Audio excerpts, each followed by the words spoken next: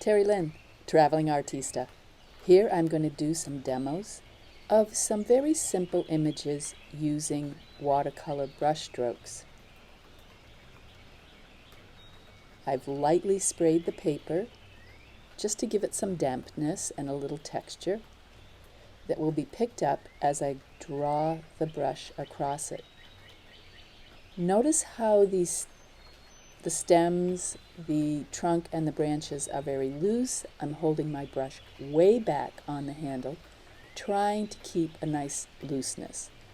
I'm daubing in a lot of color here and there, but also leaving areas where there are holes that the sky can peek through. This is going to make your painting seem more realistic. Keep changing the colors as well. Go back to that palette and pick up some different ones. This tree didn't turn out as great as I thought, so I went on to try another. Lightly spraying the paper so I can get that bleeding effect here and there, just randomly, because nature is random. I've started with the green on the top where the sky is hitting it, the sun is hitting it, and then deeper colors toward the bottom because that's where the shadows are falling. Those upper leaves and branches are creating shadows on the lower branches. We need to be thinking all the time, lots of thinking. Here I've put the trunk in after. Notice the roots reaching down into the ground. It is kind of a grayish brown trunk, not totally brown. Remember, wood is only brown when we cut it, stain it, and bring it into the house, or wherever else we put wood.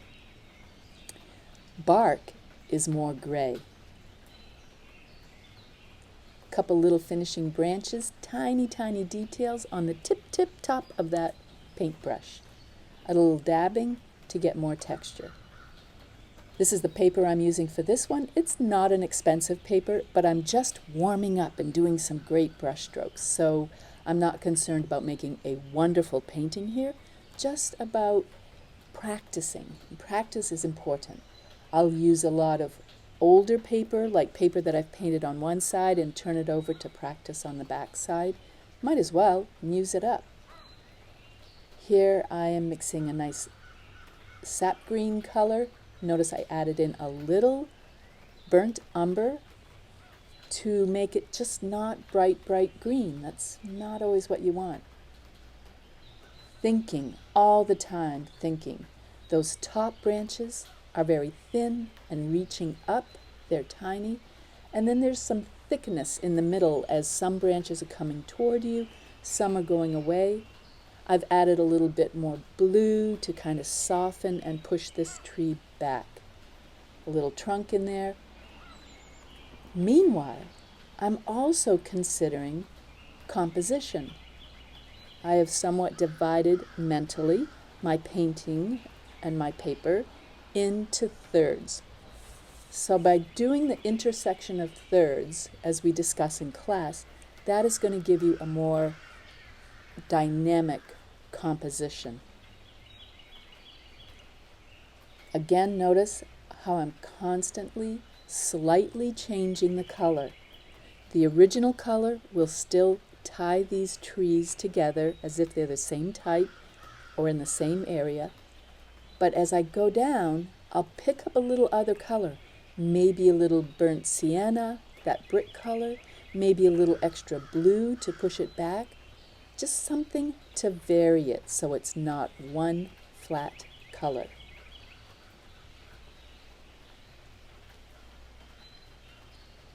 Always leaving those sky holes. Look at the sky holes that the light can penetrate and come through. The other thing with a watercolor is because your paper is your white, those sky holes or tree holes that let the sky behind come through are adding sparkle into your painting and making it more interesting. I'm dabbing just a little bit. I want to soften those trees to push them back, because then I'm going to come in with some stronger items in the front. Here I'm adding a little ground cover just to kind of set the trees down so they're not, floating in space. A little darkness under them because there's shadow there. Keep the shadows in the blue area, but also it doesn't have to be exact color. Notice how those shadows on the ground, they connect to the trees. They're not so different like a black shadow, so it's going to disassociate the shadow from the object that is creating it. Let the darks blend together in certain areas. You can also consider those lost and found edges. Lost and found edges is where some edges or details are sharp and precise, and in other areas they just kind of softly fade off and blend into other things. And that creates more textural interest in your painting. Here as I come down, this tree is more healthy, it's closer to me, it's fuller, the branches are more full. Some are kind of loose, some are again more precise, tying together, adding touches of that color to bring all the trees in relationship to each other. Now that this tree is a little brighter and darker, notice how it pops forward from those bluer and softer trees. That sap green that I added on the top of the branches is a warm green. That's also going to pull the tree forward, as opposed to the ones on the right and the far left that are a light bluish, and that haze will push those back. I'm giving it a light spray of just water to add a little texture, kind of tapping it down. I want some of that drippiness to happen. It's kind of fun, adds variety.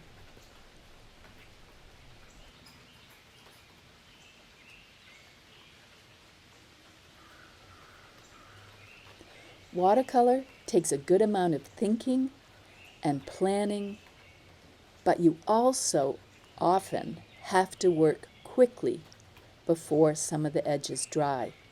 So think ahead, plan ahead. What do I want to do next? How am I going to do it?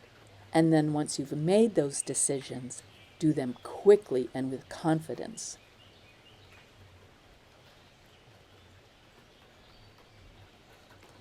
I'm doing some blotting, adding a little texture into the base there.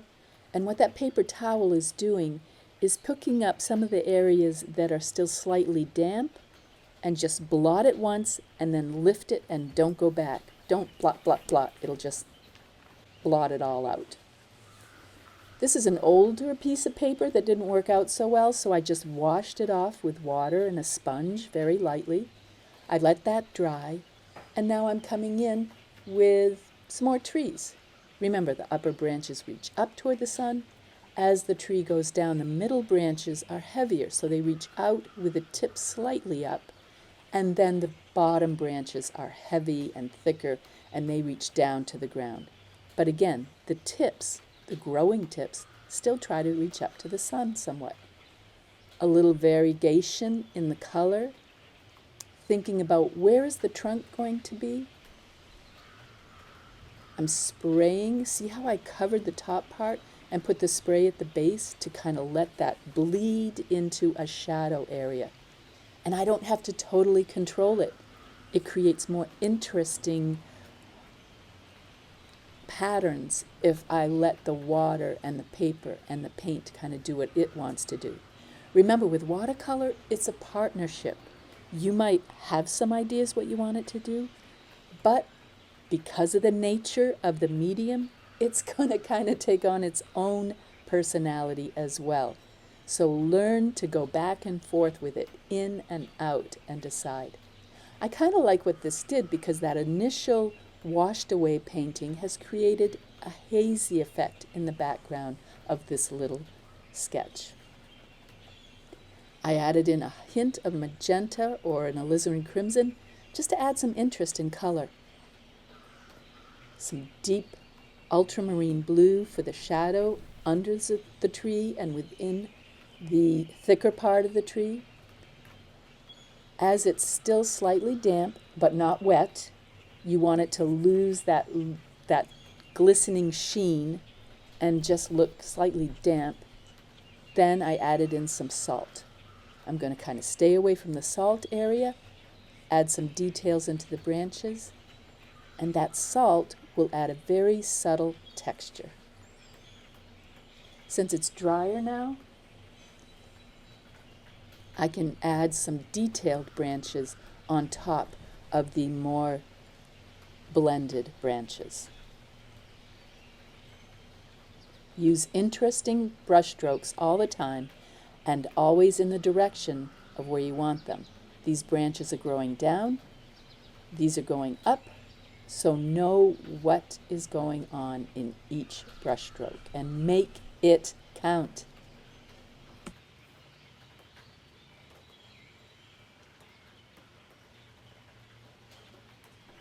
At the end, I added some just branchy stickiness in the background to make interesting things going on.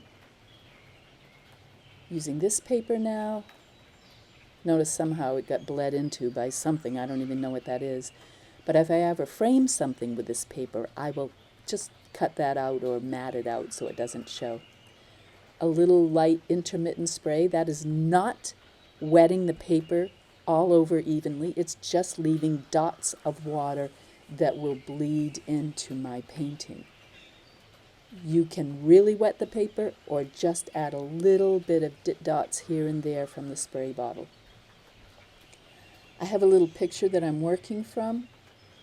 Now I'm using the thin edge of that brush to create a stem. Here I've decided I want to know where these berries are going. This is going to be a little painting of a holly branch with some holly berries on it. As I am working it, notice that I try to work around in a circle and leave some white in the middle of each berry. It doesn't always work, but sometimes it does. That's going to add a little highlight, and I don't have to worry about putting that in later. It's already there. I'm trying to create an interesting distribution of the shapes of these little berries. Now I know I have red on my brush, but that will bleed into the green of the stem, and it will kind of tie everything together. The leaves, the berries. As I'm doing these brush strokes, I am using my flat wash brush and twisting it to create the shape of the holly leaf. Try to do something like this with absolutely as few strokes as possible. Think ahead. Practice on a paper beside you, like a scrap piece of paper. I turn it. The leaves have a very distinctive shape, and you want to find that. Look how my hand and my arm keeps changing direction so I can get a feeling of each pointy area of those leaves. Some I'm not defining as much. Those are going to be kind of settling into the background. I've added a little blue to that. Again, blue will push it back slightly, but it's still recognizable as one branch, one group of leaves, and it's all in this holly plant. You can see now on the stem where I had originally where I had sprayed some of the water. Notice how details on the branch are kind of bleeding out. Now I threw in some large areas of light color, something hinted in the background, and just blot it to lift it up and soften it and add texture again. Who knows what's back there? Does it really matter? No. When we focus and look at the berries and the leaves, that's what we see. Our eye does not see everything in focus all the same all the time. Only a camera does that. Now I'm adding some dark shadows in the berries to pop them out, and that little dot in the middle where I don't even know what that is, that little part of the berry happens.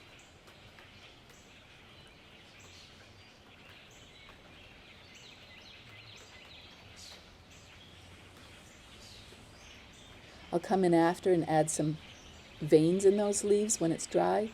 So any questions, let me know. Thanks for watching. Please like and subscribe so you keep up on any new videos I post.